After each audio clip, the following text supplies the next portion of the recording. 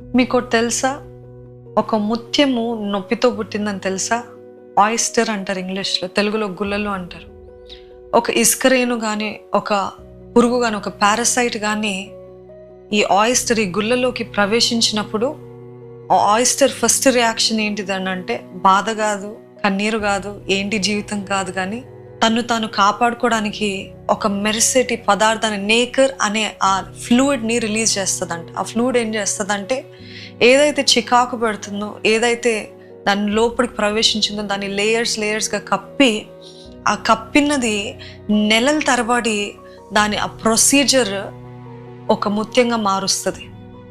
జ్ఞాపకం ఉంచుకోండి, ఈరోజు మన జీవితాలు కూడా చికాకు పెట్టే మాటలు, మనుష్యులు, ఎన్నో భయంకరమైన పోరాటాలు, వేదనలు ఉన్నాయేమో, కానీ ఆ పోరాటాలు చూసి బెదిరిపోవడం కాదు, కానీ ఈ గుల్లలాగా, ఈ ఆయిస్టర్ లాగా దీని నుండి నేను ఏం బయటికి తీసుకురాగలుగుతాను? ఒక ముత్యం తెస్తున్నారా? లేకపోతే ఇంకా నాకొద్దు ఈ జీవితం, ఇంకా నాకొద్దు ఈ వేదన అని అంటున్నారా?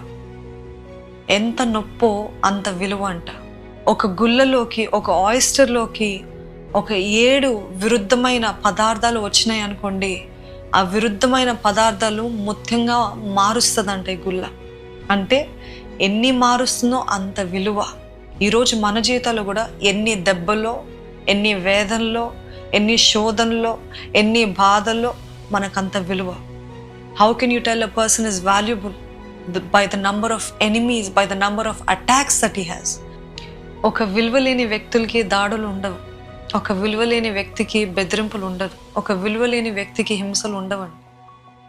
నాకెందుకు ఈ దాడులు అంటే మీరు విలువైన వారు కాబట్టి, మీలో నుండి విలువైనది రావాలని దేవుడు ఆశిస్తున్నాడు. అందుకనే దావీదు అంటాడు, శ్రమ నొంది ఉండుట నాకు మేలాయను. యోసేపు అంటాడు, మీరు కీడును ఉద్దేశించారు కానీ దేవుడు అది మేలుగా మార్చాడని.